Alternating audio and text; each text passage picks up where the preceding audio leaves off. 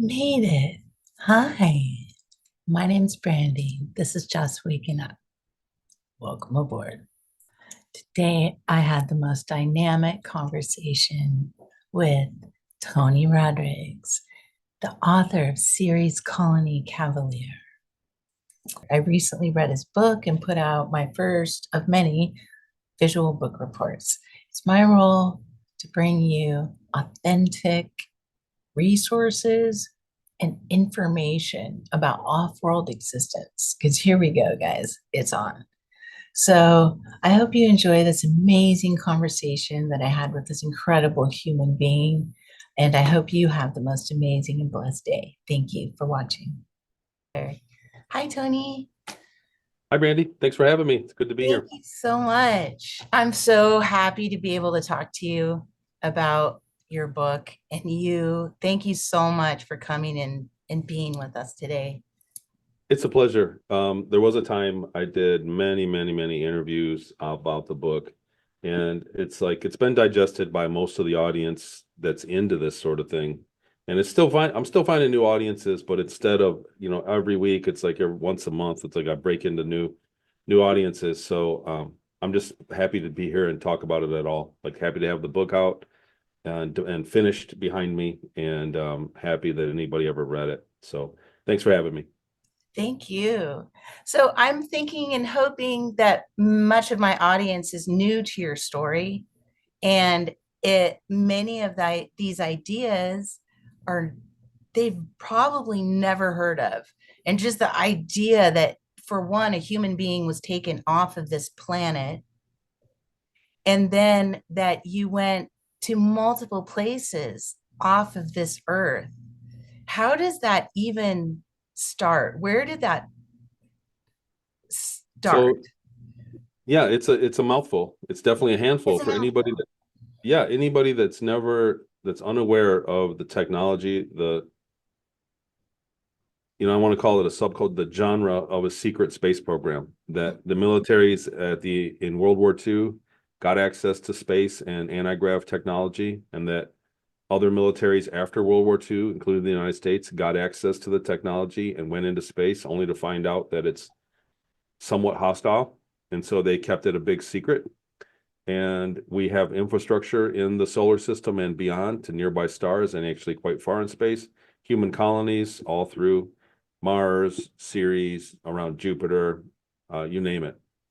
And many other species, thousands of species interact with us and come through our solar system. So boom, like right when you say that, just in that little synopsis, it's very hard for the average person that's been programmed to laugh at these things through the media that they've been exposed to their whole life.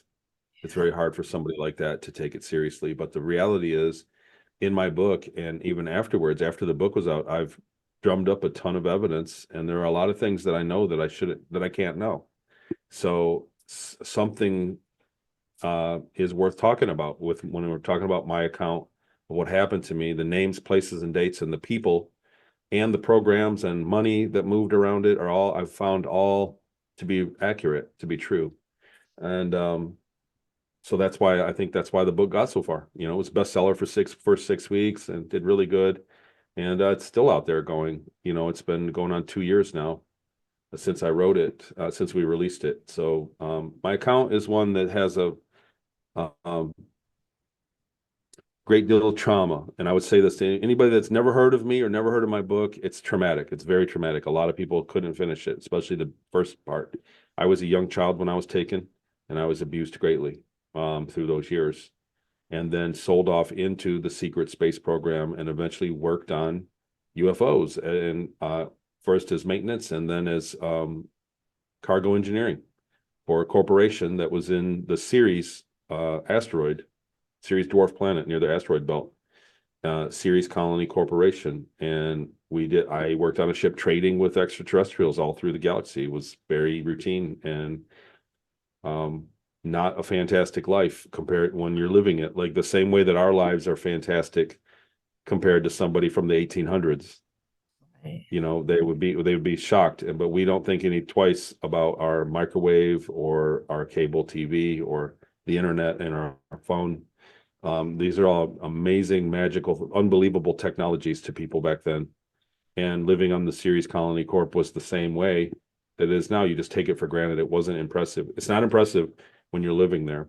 So, sadly enough, we're not at the top of the food chain of technology, nor many other things that we think we are way developed at here on the surface of the globe, of the earth. So that's kind of what my book is. I don't know if I'm going off in a different direction from what you No, said, that Brian. was great. That was great. That may I ask you a True. couple of questions in regards to that? Absolutely. Please There do. was a lot. And I'm really curious. Can you tell us a little bit about, you mentioned Ceres Colony Corporation? Yes. So can you elaborate? Can we talk a little bit about the organizations or corporations that you remember experiencing and hearing about that were part of your story? For instance, on Earth, do you know what type of organizations that were involved in this, in taking you? I know this is a very elusive question, and I know the answer, and I know it has an elusivity to it, if that's even a word. Well, so it I'm seems to kind of be, challenging you with this story, I know, or this yeah, I question. guess so. Yeah. Okay. So it's turning into that. Let's go. Um, in the beginning, it was private. There was a private person. There was a citizens that I went to school with a kid. He said his dad was an Illuminati. He said, my dad's an Illuminati. What's your dad do? We were in an advanced learning class on Wednesdays, the talented and gifted program. And his dad came in April and was the judge to the science fair right after Easter. And he pointed me out to him and said, Dad, that's that boy I told you about, because I'd picked on him. I'd been jealous of him for being very smart. And so I tried to find another way around outsmarting him by being cruel. And so he pointed me out to his dad. This was on a Wednesday morning, and on Thursday afternoon, I believe it was April 15th, 1982, that I was taken. And I had ETs. Something flew over the house with bright lights shining down, spotlights, and strange events, and then a gray ET and several smaller reptilian ETs in my bedroom, paralyzed me and picked me up and carried me to the flash of light at the end of my bed. And I woke up abducted. So I'm getting away from the question, I believe. No, I think you are answering it spot on, because your Earth experience was actually not some like militant organization. It was probably nefarious. It was initiated by nefarious Earth groups. Would So you say? these were guys that were working high up in the corporate structure. So these were corporations that have access to space-based corporations. And when I was taken, so long story short, I went through a process, and then I woke up with no memories of who I was. And I began a 20-year tour where I was a piece of equipment traded from one black project to another, and eventually into the infrastructure in the solar system, into the space program. And I woke so, up in California, and I just want to say that particular, I found the remnants of the funding for that, and it seems to be a subcontractor that was paying Army INSCOM, that was researching with Stanford Research Institute at the time, Project Grill Flame, and it was remote viewing research. And so they wanted to do as far as they could. So they thought we were clones. They called me a clone at the time. And they had a dozen or so kids like me with 10-year-old kids, and they put us through rigorous trauma-based mind control drugs and programmed us to believe that to be malleable and do whatever we were told. And then they put us through remote viewing exercises and out-of-body exercises, and eventually what was called psychoenergetics. And so after that, I was shipped off to Peru, and I was field operational remote viewer. They would give me a drug, and I would go near to death, and they would ask me questions, and I would give the answers. And they were shocked. The people, I went to a place called Puerto Tawantinsuyo, Peru, which is now called Boca, Colorado, Peru. They renamed the city. So that was the CIA. So we at that time when I was doing that in Peru, we were shipping cocaine from that area, Busco, the cocaine paste. We were shipping it from there to Santa Marta, Colombia on a cargo plane, and a C-46 cargo plane, a C-46 Commando. I remember it well, and crawled all over that thing. And turned out that was one of the things I remembered. And just about a year and a half ago, I found the plane. It's parked in Pucallpa, and it was seized by the narcos in the war on drugs in 1990 from the nearby town of Porto Maldonado, where they had it parked. So it's exactly how I remembered it years after I remembered it. That's incredible. So that seemed to be the cocaine import agency. So it seemed to be, I was a technology, we were taken through this, somebody in the corporate structure said, take that kid, take these kids. A bunch of kids from my school went. The ETs came down and got us in a weekend and spawned our consciousness into clones and then set us away for our programs. And I ended up in this program, a remnant, a sub program of Project Grow Flame, or the leftover funds of Project Grow Flame. And then into Peru for a couple of years. And when I lost that ability, or I became less at it, they shipped me back to Seattle. To my owner, was a billionaire, not Bill Gates, but was a billionaire industrial person in Seattle.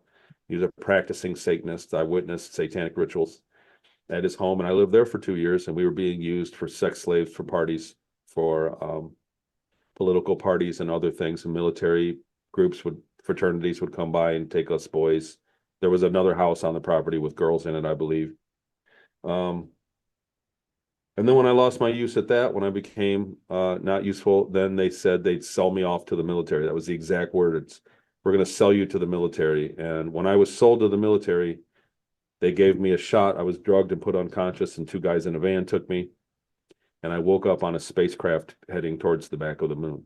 So for the second time in that 20 years. So I was put into the infrastructure of the secret space program at that time. And this would have been 87, right around 87, 1987-ish, 88, summer, coming into the springtime of 87, I think. Been a while since I went over my timeline. I think timeline work is the best way to recover memories. And so that's where I went. I have some notes here for you. So, wow, so you have the timeline there. You've been doing your homework. Wow, Brandy. It's your book, yeah. Yeah, thanks. So yeah, the book it's 2 years ago since I've done that. I've moved on. I'm working on this. My second book, Project Star Maker, is like a small companion to the book, and very wooish, or not woo. I hate branding things, but it's the more spiritual side of what happened, and like a whole different thing that it was very hard to explain. So I just never did. So Jackie Kenner twisted my arm, and we put out Project Star Maker. And I'm working on my by the way, third and fourth books now still. Thank you. yes. And I can't wait to read so there are going to be 2 books, 3 and 4. Well, so the book I'm working on now is not part of that trilogy. So it's based on what I've done since and the things that I've learned and remote viewing. So being in that program, Grow Flame, brought me a huge interest to remote viewing. I didn't even realize it until I went to Inyokern last year and dredged up all the memories of the program.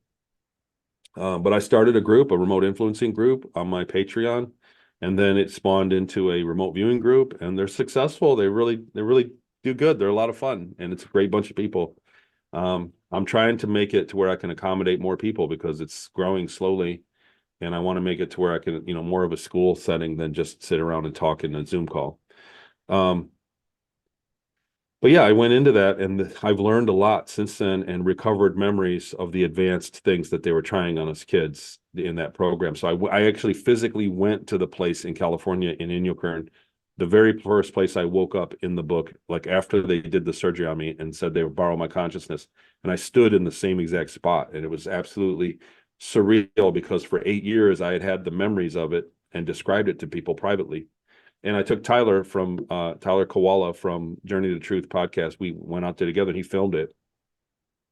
And it was exactly how I remembered it. And there were places that we discovered at the on site that were not visible from Google Earth and from other things. So we went there and I went, oh God, there's the other building. And so all the buildings were accounted for the way that I remembered it. And the buildings that stand there now, where I remember, are classified as California special districts still.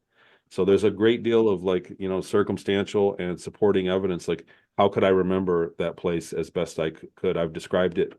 I've been describing it for years, and it's provable that I never went there physically because I've always had a lineage of people living with me and things. And so then to go there and know my way around intimately is a huge supporting evidence for my testimony. Where can there. people find that video? May I put a link to that video here? Is it on? Absolutely, Where is absolutely. So it? the video, I have it on my YouTube, and Okay. it's public. I've made it a public video, Yeah. and it's been shared. So Tyler and I kind of went there, and then we went back and filmed a follow-up, and I had some Google Earth stuff, pictures of it, and Tyler's a witness to everything. So we had a great, like, an hour discussion of a video. I'll get you the link, Brandy. A lot Experience. of supporting evidence, and I think that a lot of people have seen. So I came out in 2016. Mhm. So a lot of people since then have seen my testimony and there's a real effect for people that were involved in the programs that have vague memories, and then they watch someone like me or somebody else. It's not just me. I'm not the only one. And they see something, they go, "Oh my God, I remember something like that too." And it jogs their memory. And so that then they remember more, and then they come out with their story, and then the supporting evidence is there. It was the same for me in the beginning. I heard other testimonies, and it jogged my memory. And so, I mean, that's just it. And it's be like that with anything. Anybody that was, if 30 people witnessed a crime scene, and then 5 years later, 20 years later, they were asked to recount it. When they heard other testimonies, they go, "Oh, that's right. I forgot all about that. There was a fire extinguisher there too." Like, you would start to remember other details off of each other. And that's the same thing that goes on in the community of whistleblowers around the space program. So a lot of the information has been released already, and it's also very hard for new people to bring new stuff to prove their testimony. So I was very lucky to be in the early days of the secret space program, disclosing and be witnesses, because some of the things that I said, I was the first one to say, and then it turned out that others could back it up. There was overlap. So specifically the submarines that had been converted into zero-grav spaceships. The other thing, and then, back then the Dawn probe in 2016 went to Ceres, and we had pictures, and NASA had early findings that the Okator crater was a mix of a bunch of minerals. And I said, no, no, that's salt. I remember flying over it. It was salt. And then in 2020, they came out, they were conclusive, and they said it's briny salt. So I was confirmed there. So little stuff like that. I'm just fortunate of the timing. So the Dawn probe was in high orbit, and they couldn't get a real good spectral analysis. It had to go into a lower orbit, and then it ran out. And then when they got the data, it took them years to go through all the data and be conclusive. So it was 2016, they came out and said it was sulfur and a mix of, like, sulfur and other, I forget the cocktail of elements. And a researcher I was working with, that I went on the record in 2015 saying that those were, or 2016, saying that those were salt deposits. I said, that's salt. I remember there's little magnesium and there's salt in there. And he said, "Do you want to retract your statement? Because NASA says that it's not salt." And I said, "Absolutely not. If there's one thing I remember, it's flying over that geyser. It's a geyser. That's what water goes up, and the water evaporates and the salt snows back down." And we went by and watched it one day. And that's something I was like, absolutely not. I will never, I don't care what NASA says. I know that's salt there, because we had a conversation about it. It's a big deal to us living on that planet. And it wasn't, so that was 2016, end of 16, I believe. And then it was August of 2020, the same researcher, I started getting phone calls and emails that morning. Like, I was getting up, going to work, walking out to my truck with my coffee, groggy, and then my phone started going off, and I got the emails, and it said, "You were right all along."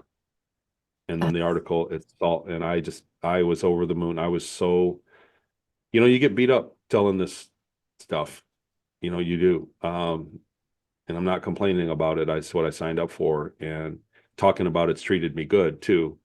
But I'm just saying, there's a constant barrage of friends, family, loved ones, and strangers and internet trolls. There's a constant barrage of people that want to be skeptical because their own life sucks. That's the only thing I can think of. Why else? If you don't believe something, you would just move on. Why would Right. you stop and try to tear somebody down, unless you're just trying to divert your own unhappiness? So I put through a lot. I was through a lot of it. Like, there was an Tony Rodrigues YouTube channel, Rodrigues, they called me. Oh, And really? oh yeah, that went on for a while. Wow. And he was giving me, the same guy that put it out was giving me emails saying he's going to beat me up and find me and burn my house down. And, like, Oh my God.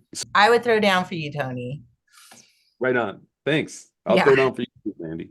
thanks. Um, But I say I'm not belly aching about it, but what I mean by that is that it made that one sliver of validation, of concrete validation, all the sweeter.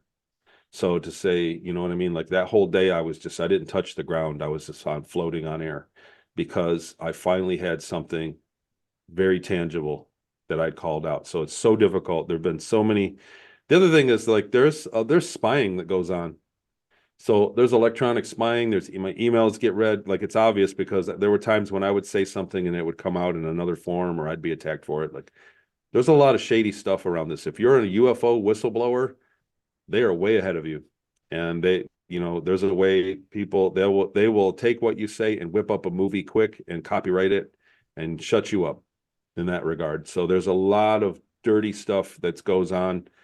That'll be kind of come out. I'm going to touch on all of that stuff in the third of the trilogy, not the remote viewing book, but the following book. So the book I'm working on now that is due for release at the end of April is on remote viewing and psychoenergetic, basically my experience with remote viewing. And I had one title picked. I'm throwing it away. I need to I don't have a title for it right now because it's morphed into something way more than just remote viewing. When you talk about the history of psychic phenomena and psychoenergetics is what they call it now, it's just a much bigger subject than just remote viewing. I need to put remote viewing in there so that for the search engines, right? But it's way more than that. It's the history of remote viewing is a very small part of the book. It's really a tell on a lot of technology. I can't Um, wait. I would After assume that book, it incorporates like ancient like visioning practices, foreseeing, scrying, and things like this. I would assume kind of fall into the same category as remote viewing in your well, research. so yeah, so the earliest, there's 500 BC, there's a written account of an actual remote viewing from the Oracle of Delphi. So I posted something on that. Like that's the earliest one, and it was literally like a remote viewing session, but it was an oracle. And there was a natural gas there where the oracles were that had a drug effect to them. So Really? they were highly psychic and highly accurate. But psychic phenomenon has been recorded in human history, the entirety of recorded human history. Since we started recording things, they were doing entrails and rolling bones. They had medicine men, they had witch doctors, on and on. And I kind of touched it in the book because where they stopped. So we're talking about the third book now, or yeah, the third book. The reality is that it wasn't until the 1900s, 1920s, that science started challenging psychic phenomenon to say, okay, well, prove it. And they were coming up with these tests that were challenging. So the subject, matter. So the tests were skewed. And there's a lot of talk about that. It wasn't. And then basically after Sigmund Freud said there's no, Sigmund Freud was against it. It was J.B. Rhine stuck up. J.B. Rhine was the one that stuck up to Freud, if I'm saying that right. They were both ends of the spectrum. But basically, he gave rise to parapsychology, and I think hypnosis came out of that. What are Well, your I'm butchering thoughts the name. on like a control, like whatever the controlling group was at that time, keeping this information from the masses? Do you think that there was like an intentional kind of like coveting of this ancient secret knowledge? So what I'm saying is, before the 1930s, Yeah. all the way back in all of humanity before the 1930s, there was no criticism of psychic abilities, none. It was totally accepted. Oh, There until was no criticism. So Mhm. it was the Freud years that all of a sudden science came out and said, well, you can't prove it. It's got to go away. And this was through the colleges who nowadays, when we look at what they're teaching, that they're as much of a business institution, a for-profit institution, um, which is susceptible to that behavior, immoral behavior, in order to make money, for one, and for two, they're gatekeepers of information.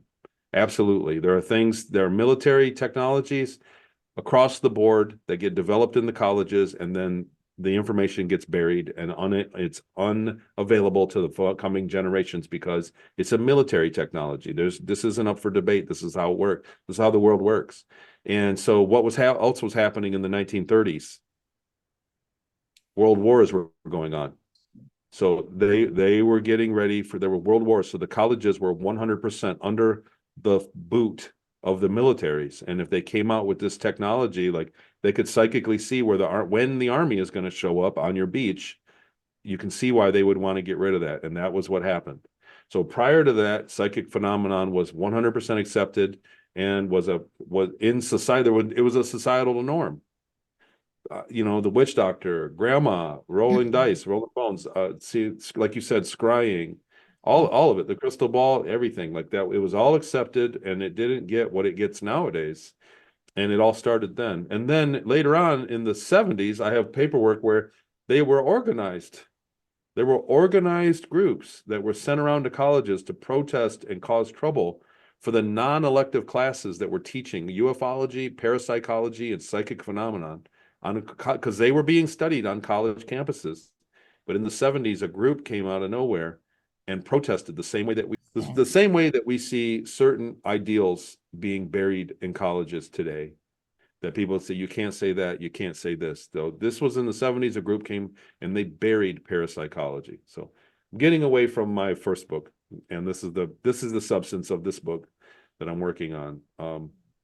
But it's also ufology in the same boat. Organized education has always been a tool to conform the masses, always. And I And it's the actually best did way. an entire senior project on organized education and how it has been used. I mean, since biblical times, education in an organized way, in an institutionalized way, is always a tool of conformity. Always, and or to create worker bees, and or to create a particular kind of mentality.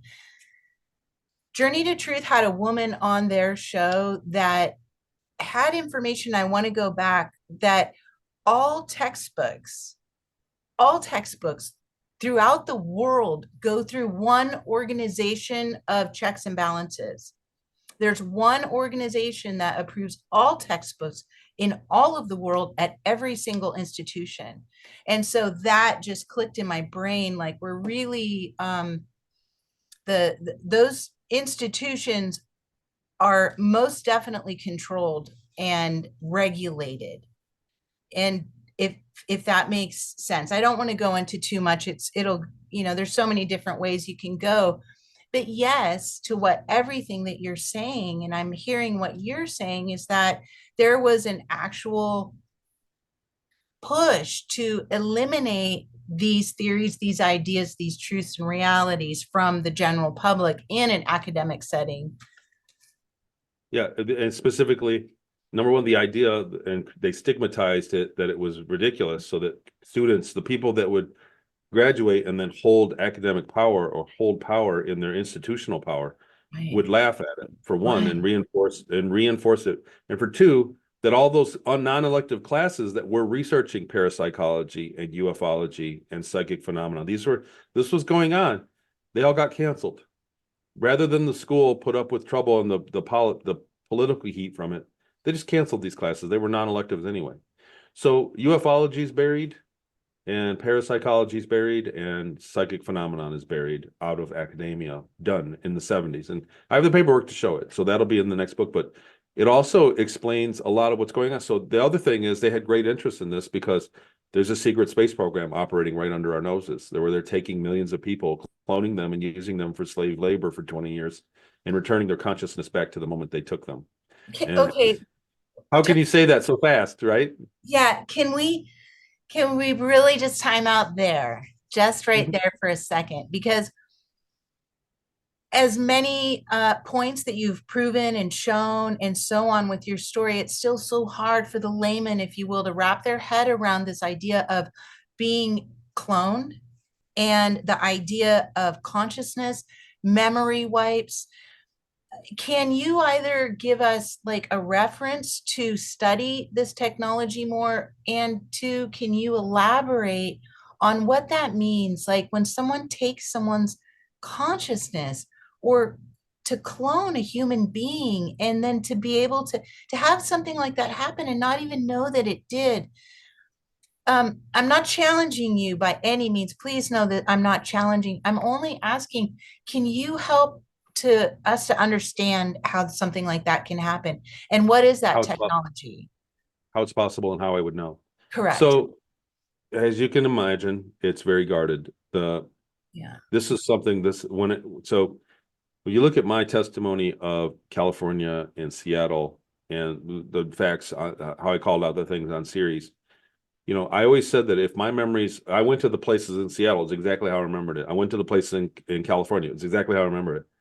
So I always tell myself, I say that if my earthbound memories are accurate, then I have to assume that my space memories that I can't go to and visit and prove are accurate as well. So that's off my memory. So what I was taken, I was in the presence of extraterrestrials, and then they operated on me, and I woke up and lived two lives in the same. I lived the 80s twice. And it was like I lived the first one first, and then they put me back somehow, and I woke up the next morning in my bed in 1982, and I felt older, and I felt like I'd been gone for 20 years, but I had no memory of it, and I had my memories back. So it was as if I was cloned and lived those 20 years first and then put back somehow. So that's the experience of it. The technology behind it obviously is guarded because the very first thing they did when they when they cloned that sheep, it was lightning. It was within 6 days they made human cloning illegal, so that you're not going to discover that technology or how the consciousness works. The human consciousness is much different than an animal's consciousness. I mean, we're made of the same stuff, but we work differently. Um, However, since I've gone public, I've been contacted by a few thousand people that have said they saw my interview and they remember doing something, living through something the exact same. And unbeknownst to them, when I asked them a set of questions, I start to see patterns form. You start to see overlap in people's testimonies that this happened, I was this old, and then this happened, and then this happened. And I go, wait a minute, what happened here? And when I add 20 years, like you can take common denominators and forecast the next thing the person's going to say. And, I sit with an hour or two talking to these people, and they tell you the same thing. They have no contact with each other. They have no context, no idea, but the same patterns emerge all the time. And it's led me to conclude that they don't take your consciousness completely, that they dilute it. So it's as if your consciousness is a 5-gallon bucket of water, and they clone you and put 2.5 gallons in the clone and 2.5 gallons in you. And both of you are kind of lesser mentally for the duration of the lifetime. And they stop it at 20 years. It's capped at 20 years. For instance, I was taken in April of 1982. I got to explain this, that the ship I was on did temporal. We went back in time every day. We'd leave at 8 in the morning. We'd come back at 8 in the morning every day. So there While was on 8 hours. series. Yeah, while I was working on Ceres, right? So Okay. for a better part of a decade, that was my job, 5-6 days a week. And so we did time travel. And so it wasn't a 20-year span here on Earth that I was gone. So what I'm saying is I was taken in 82, and it was right around 2000 that I snapped out of it. And everybody that I talk to, when they have a credible intake event, they have credible memories, and they overlap details that nobody else knows about, and there's no way that they could have known. That leads me to believe that they're genuine. They always have something at the 20-year mark. And I go, okay, so when do you think you were taken? And we talk about their early years, and I go, okay, so that was 1990. And then I immediately add 20 years to it and go, what happened in 2010? And it's the same thing across the board. It's the same thing that I experienced. I was a messy dropout and didn't have my life together. And at that 20-year mark, I woke up one day and I kept saying, it's over, it's over. I had this remarkable feeling, and I cleaned my room, and I needed to get rid of my car. You know what I mean? Like my life completely changed, and I couldn't have relationships. I was just an emotional wreck in all my relationships. I was a 2-week dating guy, and I wasn't desirable. After that time happened, it was within 6 months, I met my wife, and I was with her for 23 years. So I emotionally was fixed overnight. And it's the same thing in the other people that I talk to. So like I said, it's as if they dilute your consciousness, and both of you for that 20-year period are mentally and emotionally less. In my case, I was very emotionally devastated, and I'm very emotionally weak. And at the end of it, I kind of snapped out of it and kind of began to get my life together. Although much later, like I had stunted my own growth for living through my 20s, basically being wasted, basically being lost emotionally. So that's the same thing that I hear from other people. So if that's kind of a read into how the technology works, that's my best guess, because that's definitely very valuable when you start to look at what labor costs. So just to have somebody to go around and sweep the streets on your space planet, it costs money to pay somebody to do that, costs resources. And so if you can take a clone and tell him he's a slave and not pay him anything, and then he's going to be gone exactly to 20 years on the day, you put him back and there's no retirement, there's no medical insurance, there's nothing. The labor of mankind is very, very, very valuable, and in fact traded through the cosmos with other ETs. The argument that they would create robots that would do better than us is very false, because we're adaptable. We can be trained to do many things. We're programmable, and we're extremely energy efficient. Everything you did, the electricity you used last year was less than a 500 or I forget how many watts, but less than a 100-watt light bulb burns in 24 hours. So that was how much electricity you used, and me and everybody else watching, in the entirety of a year. So we're very energy efficient. We're very programmable. We're very talented. And once more, that a robot can't do, an AI can't do, is we have the ability to change the quantum properties of the universe around us when we observe it. So in other words, we can manifest things. So we can invent things and we can manifest things because we are made of the consciousness of the universe. Robots and AI are not. They cannot manifest. They're beholden 100% to the laws of the universe, and humans are not. And so we're a very valuable working thing. If we have a task to do, we can manifest. Good luck to get the task done. Wow. That was very profound what you just said, Tony. I never thought of that, like the concept of like biological and like human consciousness being able to manifest versus AI not being Something able. that cannot. And it knows it. And the advanced AIs know it. So that's what we are.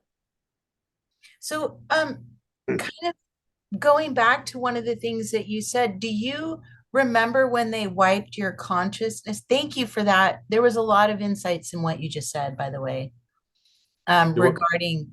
And so I have two questions. Do you think then that this technology is similar to that of like fracturing a consciousness? For instance, there's a lot of people coming out with somewhat paralleling your story, but very different. For instance, I've really been listening to a lot of SRA people coming out who are saying and discussing some of the things that they experience.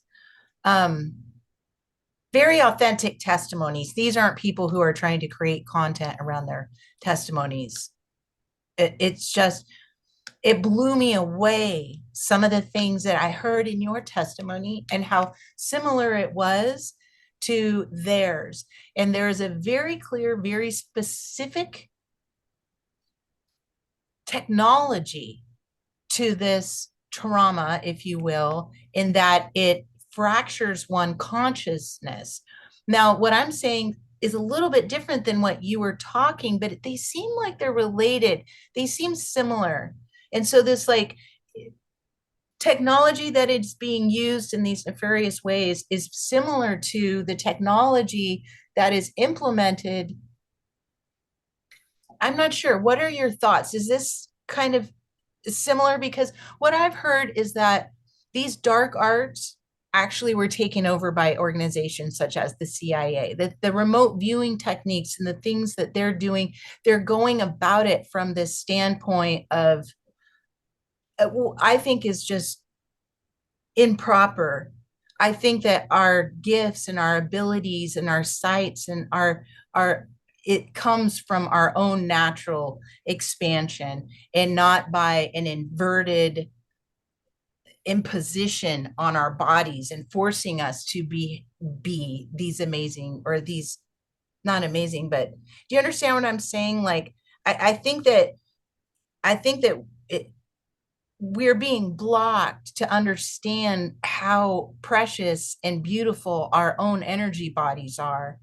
And Absolutely.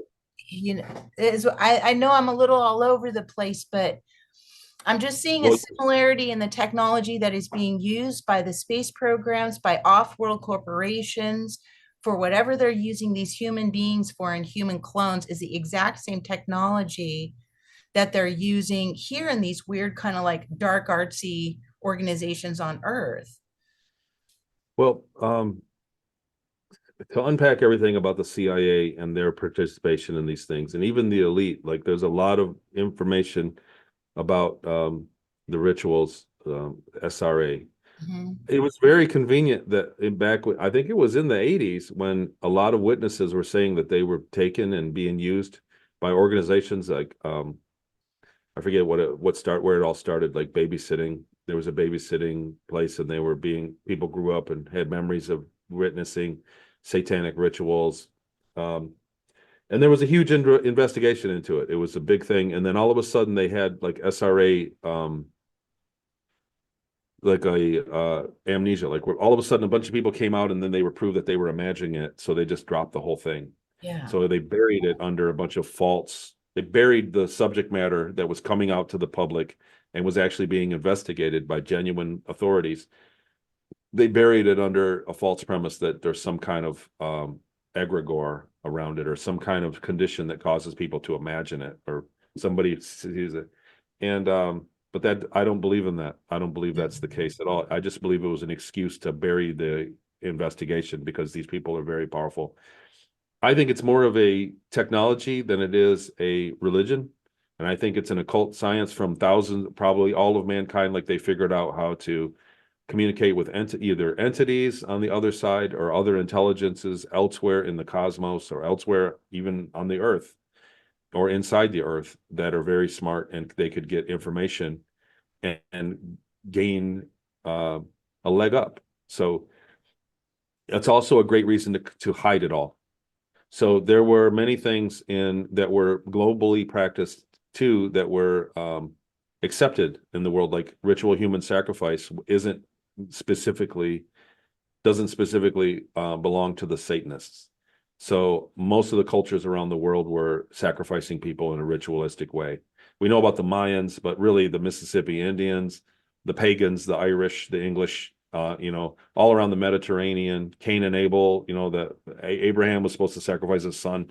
Like ritual human sacrifice it goes across to Malaysia, the Egyptians, down to the bottom through Africa, Micronesia, Indonesia, Papua New Guinea, the Hawaiians, and in South America. So there was ritual human sacrifice everywhere on the globe up until Christianity. So Christianity, they said, "What are we going to do, Jesus, when you die? Do we eat you?" And he said, "Absolutely not. You'll never do that again. You'll eat of my body and drink of my blood. It's the wine and bread." And everywhere Christianity went after that, it stamped out ritual human sacrifice. So there's a technology. There may be a technology there that was hidden that the Satanists of today, the elites, are still doing. A consciousness technology. I don't know if you've seen You think it's somebody tied to, die. I'm sorry. What's that? Keep Well, going. I was just going to say that if you're a hunter and you kill an animal, there's really like a vibe to it, but it's not a big deal. But when a person dies, it's like there's a glitch in the matrix, and you can feel it. People start to see their own ex-relatives. The wind changes, the weather changes, like for a split moment, the person passes. Like when a human dies, there's like a warp in reality for a minute, and a lot of people witnessed it. So there's a technology there that's been exploited by killing people on time and with lining up with astrological events. Like, I don't know, and I'm not speculating, and I sure as hell I'm not advocating it.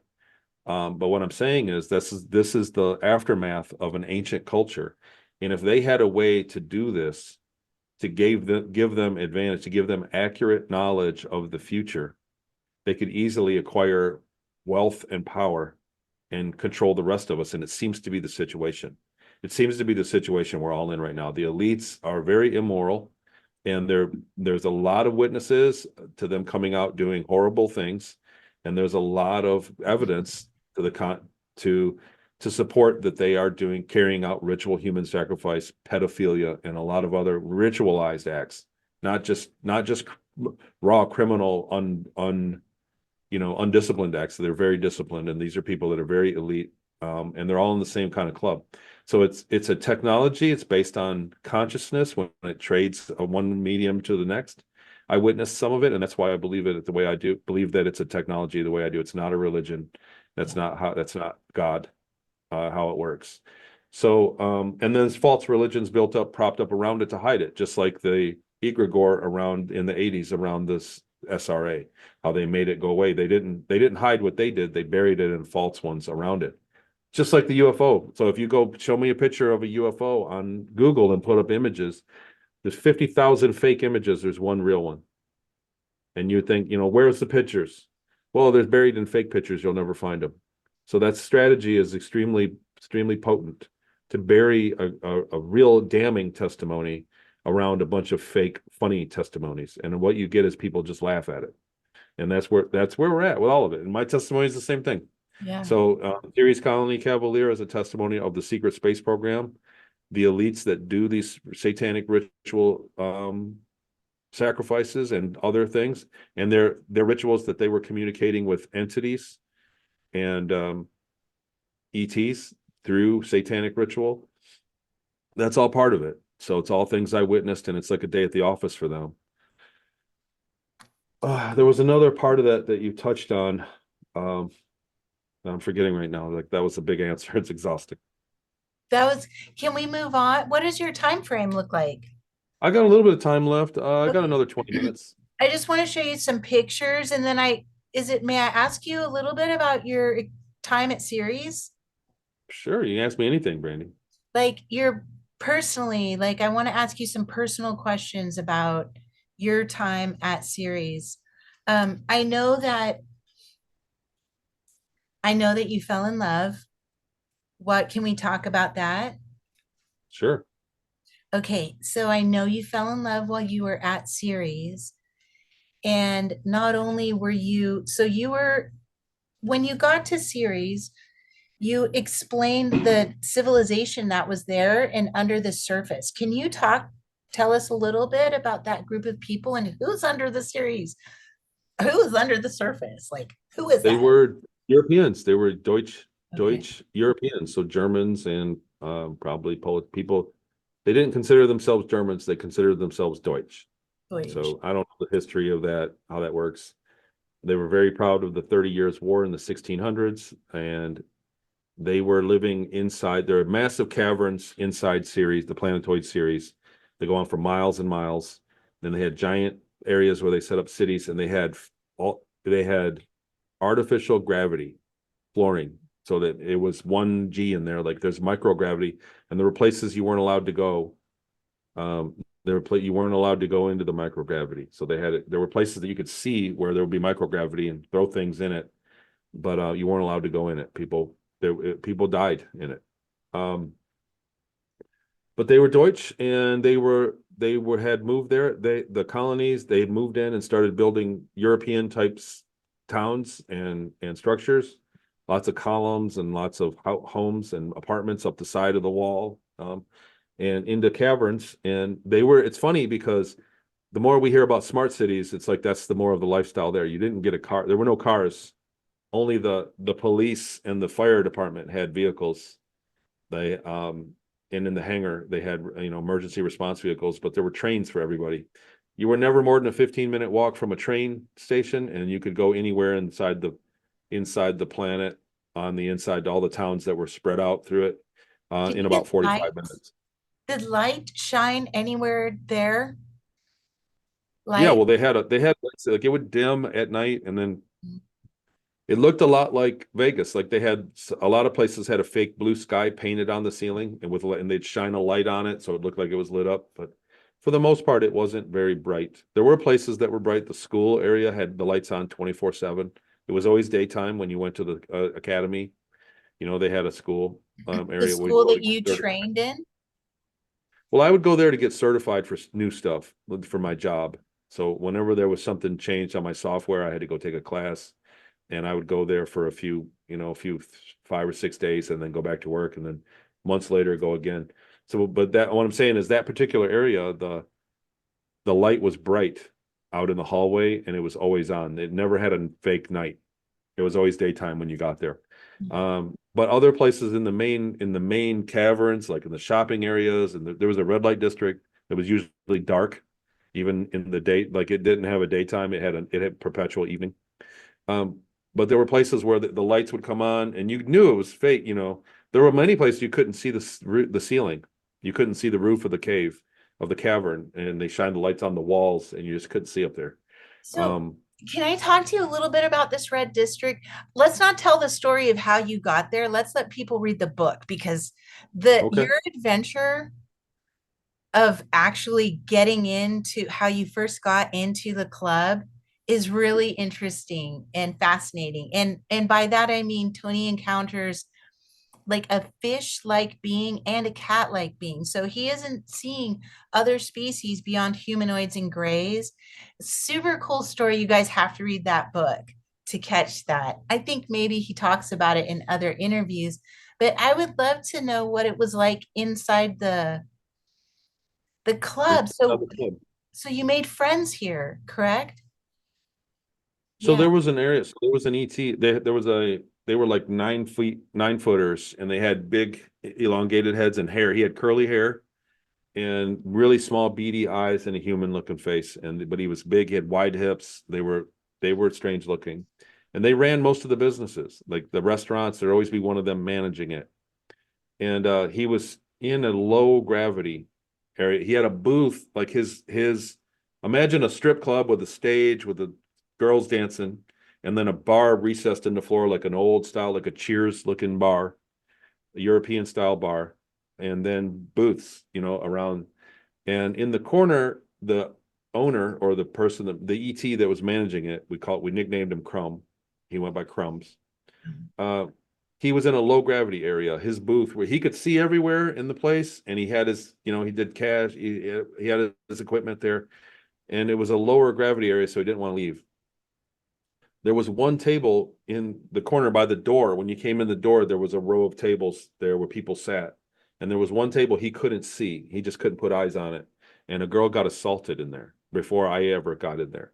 And he whatever, like you said, it's in the book. So I went back, I owed him money. I went back and paid him his money. And I asked him if I could stay because if I went back, they'd put me to work. I was basically slave labor. So if I had nothing to do, they'd find something for me to do.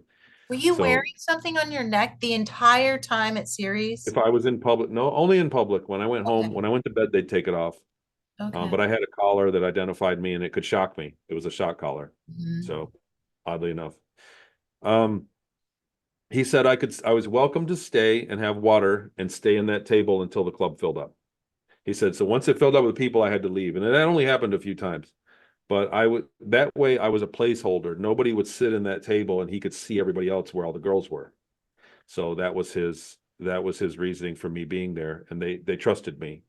And so I did. I spent time there. And then, I was in my mid to late 20s at the time. And slave labor. I was a cargo engineer on a spaceship, and we would leave it. Like I said, we'd leave at 8 in the morning, and we'd get back at 8 in the morning. So I had all those extra hours to go while the guys were at the mines. If I went back to the barracks, where I stayed, they would make me do laundry or sweep or mop or something. So I always wanted to be around, be somewhere else, and I could just go there and kill time. And it would during the day, I'd go there in the morning, and it would be dead. So there was only, there were three girls. There was always three girls on duty minimum. And so they would come and sit with me and we'd talk and they would do their round. They had to get up after 3 songs or 4 songs. They'd always have to make a round. If there was nobody there, they'd walk around and come back and sit down. We all just sat and talked. I was a slave too. What do you And, talk about? they always wanted to know where I went.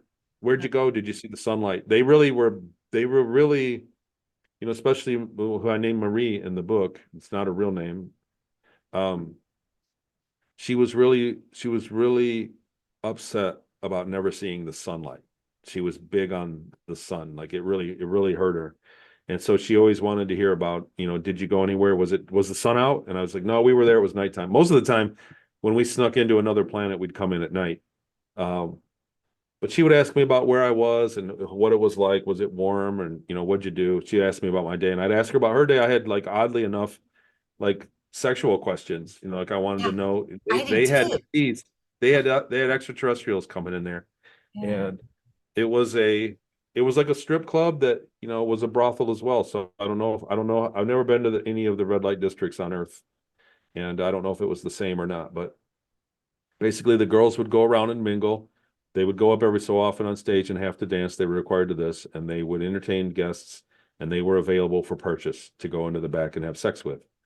And so I would always ask what their life was like, and they arranged one day to just give me a freebie, and I went back and had sex with her, and we fell madly in love together. We were very much in love with each other at the time, and that was my life. So that was for me being a slave and going through everything I went through in the book up to that point was a huge victory, was a huge achievement to, you know what I mean, to have somebody love me and to be in love.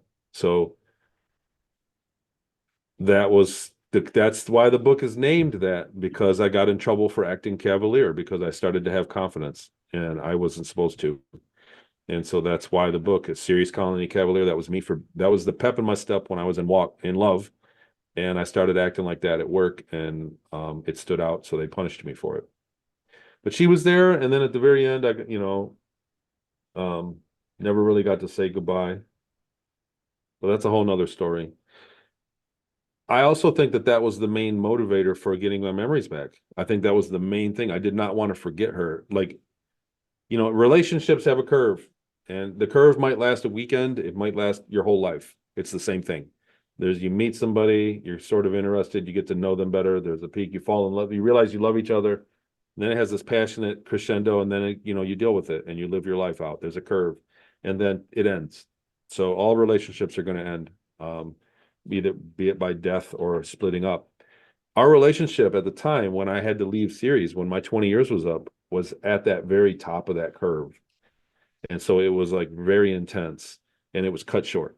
And so because of that, I didn't want to forget her, and I didn't want to, I wanted to remember. I wanted my memories back. I kept telling myself, I'm going to remember. I'm going to remember. Like, it motivated me. I knew that they were going to put me back and erase my memories.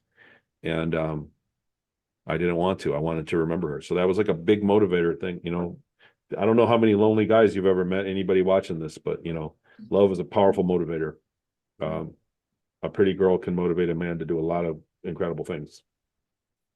Have you encountered her at all? I know that you mentioned, does she know? Have you had any interaction? And I can cut this out if you don't even want to breach the subject, but do you want So to yeah, talk about this or so not? yeah, to be fair, um, I did find her. There for a while on a monthly basis, girls would different girls would email me and say, "It's me. Don't you remember me? I'm Marie from the book. It's me." And I'm thinking, and a lot of them never even gave me a picture. It's like, how am I supposed to remember you? Like, it was really weird. But there was a phenomenon where a lot of girls remembered that they were her, but they weren't. And I did find her. There's a real phenomenon there for people that fall in love in these 20 and backs that find each other. I'm not the only one. It's a common theme. Um, but she was very happily married with a beautiful family, and I told her everything over a period of time, and she entertained the idea. And when she began to get her own memories back and it became real, at first she was, "Oh, that's funny. Tony, you're a great guy, but it's kind of far-fetched." But after a month or two of me telling her literally everything I remembered and being completely candid and open, she began to have dreams and remember snippets. And we quit talking. And I think it was a real disservice to her, because when it became real to think about being a sex worker for 20 years with ETs and living through horrible things, really destroyed her self-perception. And it was a disservice for me to force that on her. So that's why I just leave it like that. So we don't speak. It's been years. Well, Tony, it's okay. That wasn't your intention, We're here No. waking and exploring. And what else are you going to do but reach out and connect and express yourself? So that's okay. I hope that you don't hold any guilt or anything for how it affected her, you know, Well, I mean, I learned a lesson. So if you, just because you it's use the totally, word disservice. it is a disservice to somebody. It's very disturbing to hear about some people that are doing these psychic readings, and they're telling people you were a super soldier. Yeah. And you were in the programs, and it's a complete disservice to somebody. If they need to know, they'll remember it on their own. And no one can tell you that you were anything. And it's probably a disinfo situation. They're cranking out a bunch of false witnesses to bury the real witnesses under testimony. So a lot of the hypnosis sessions are front loading data and telling people, tell us about your time in the secret space program while they're under hypnosis, and then they come out believing it. It's like, it's a mess out there right now. There's a lot of falsely influenced witnesses in the world. And so it's just another attempt to bury it. That's like we said with anything else. It's a very effective strategy. Um, are you open to, let me ask you something just really quick. Did you know and remember your time on Earth? I remember that while on Mars and you had the interaction with the mantis being, from that time on, did you hold the memory of your time on Earth, or was it only just kind of in that incident where you remembered? Or When I was in Peru, I was a kid. My first stop, I was 10 years old, 11 and 12, till 12, in Peru when I was doing the psychic service. And I had a black and white TV, but it wasn't always on. It was only on a few hours a day. They gave me crayons and paper to draw on. I was a 10-year-old kid, 11-year-old kid, and bored. And I always drew the same thing. I drew my farmhouse and my long driveway that I was taken from. And I had no idea. Why. They would ask, why do you always draw the same thing? I only ever drew a farmhouse with a long driveway every time. That every doodle I ever did during that for those years with crayons was over and over and over and over again was a farmhouse and a long driveway. And the house I was taken from, our driveway was like a quarter mile long to the mailbox. We had a long 13-acre lot. And I was drawing that house subconsciously, but I did not have memory of it. And then later on in the Mars thing with the insectoid, it showed me the living room of the house. I could smell it. And I had no idea where I was. I didn't have any memory of it. So the whole time. do you want to look at some pictures right now to see? I've pulled up some pictures from Elena's book. She, in Okay. her book, A Gift from Stars, outlines several different species of grays. And so I've pulled out some images that are from star systems that are found in your charts, in your birth charts. Do Okay. you want to look at them? And so I thought Yeah, maybe this is a, oh, first of all, Tony, thank you so much for just sharing all of that. Um,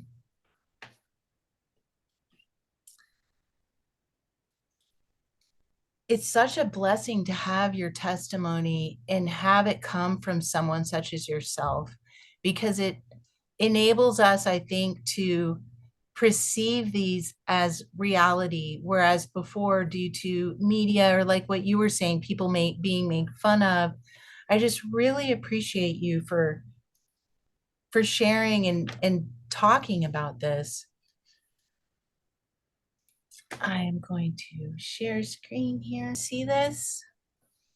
yeah. Yes. So to the left here, we have your chart. And so there's a lot here, Tony. I actually will, Wow. I'd like to create, I would like to do a reading for you totally off camera. I'll record it and send it to you. You can watch at your own leisure. There's so much in your charts on a personal note that I would love to share with you. During this part, Tony and I go over his fixed star alignments and compare them to the species that he encountered. That said, I loved his overall opinion about all this research into the grays that he encountered. Take a listen. Do any of those look familiar at all? So not so much these guys, but the other ones do. The other grays. This one? Like that. Yeah, him especially. Like I think he's more like the teacher I had on Mars. And then that one looks like I might have seen them around on the moon. Okay. You know what though? You get to the point where, I mean, It kind of, I remember distinctly when I was up there that I didn't care about them. You know what I'm saying? Like you think like, what is the name and where are they from and what do they do? All that, like the limited access I had, it's kind of like you're either human or you're not. Yeah. And so, um, plus I don't have a lot of memory of the names. It's like, it's hard for me to remember street names or business names or names of all the planets we went to. We had numbers. We didn't say we're going to Antares. We said we're going to GS 11438 dash. Like they had numbers on addresses where we went everywhere. So most of the star systems we went to were out of the range of the naked eye of in the night sky. So we didn't go nearby Earth most of the time. But that was one of those things like, it sounds like an excuse, but it's the truth that, when somebody tells you a story of their life and they tell you like, yeah, I grew up on such and such street, such and such, and you listen to it and you're listening for their emotional, like what was it like there? You had nice weather and everything. And then you see them a month later, you have no idea what street they were on. And it was kind of like that with the ETs with me. Just because I never had any kind of say in when or how I would interact with them. I wasn't allowed to interact with them. And so when I did, I didn't have any kind of say about it. So I was just kind of like being operated on kind of thing. Yeah. Yeah. That makes total Hard sense. to explain. But those guys do look familiar. The Mitra one looks very familiar. Like that was somebody that was both on the moon and Mars, and the other one too. But it's hard to put it in context. The other thing is there are so many different kinds. There are a dime a dozen. You're not going to remember all the kinds of gray ETs Yeah. or reptilians. So it's kind of like an unachievable thing to even care about. Yeah. That makes sense. I'm trying to put it in context, but it was like I see this Elena's work with all the names. There's the Soviet book of and some of them I look through and I go, yeah, that looks really familiar, and I can't really put my mind on it, Yeah. because by and large it was something that was not up to me. Like like everybody drives cars, they don't care about how it works. And so I had to deal with ETs, but I didn't really care where they were from at the time. Some of them I would ask, Yeah. where are you from and what's it like? I wanted to know more about what I know that the vastness of space, it's not like you're going to get directions and ask them where they're from and say, where's that by? Because they're going to give you another answer that you don't know. So it's like worrying about the location in a conversation with an ET of where they're from is futile, unless it's very close. And most of the time it's not. They have a base close by. But I would always ask them, what's it like? How's your gravity? What's the weather like? What do you guys eat? Like that's the kind of stuff that I remember caring about. Like, tell me what your world looks like. Is it blue? Is it red? And And you had you had a conversation similar to one of the beings that was working on you in the moon. Is that correct? yeah, well, I had a reptilian that was my Yeah. chaperone. He was security. So he was a strong reptilian. He did not look like those. Okay. So he had a different face for sure. He had a different, like he had a strange, this area was strange looking. And he was a reptilian. He had scales. But he was a neat guy. He had a sense of humor, and it was like hanging out. I was a young kid hanging out with a 20-year-old guy. Like there was that kind of humor that we had back and forth. And he was just, I realized that he was a person just like me, that the ETs are ultimately people, that with different cultures. Like it's going to be eye-opening once we finally get a disclosure and we see what they're really like up there. What do you think that's going to look like? What do you think that's going to look like? I know that we've talked about it a little bit in your into your in the Patreon groups, but what do you foresee this like disclosure? Like, how do you think it's I going to think roll that out? I think we're going to have missions. Okay, so there may be a catastrophe that kicks off these arcs that some of the whistleblowers are talking about, and we get a bunch of giant spaceships floating over all the cities in the world. That there's going to be some kind of catastrophe. There may be a moon mission that discovers a monument or something on the moon, or a mission to Mars that discovers something, and then the ETs come in and introduce themselves. It's going to be something like that. I don't think we're going to get a global catastrophe where the whole world is going to be purged, and then it starts over. Like, I don't think we're going to get a great flood or something, but we are going to get some sort of catastrophic interruption. And I'm actually starting to think on the terms of, once there's a disclosure, there's no going back. Like, we're in a blissfully ignorant time in the world right now. And so once there is a disclosure, we're never going back to how we are. We're gonna understand that we are in a place in the universe with a lot of other things, that it's the Wild West up there. I want to tell you thank you so much for bringing your story to people. It's really, really benefit, and I appreciate you as a human being, and you're a beautiful man, and thank you for everything that you're doing. And I can't wait to hear and read your next book. Awesome.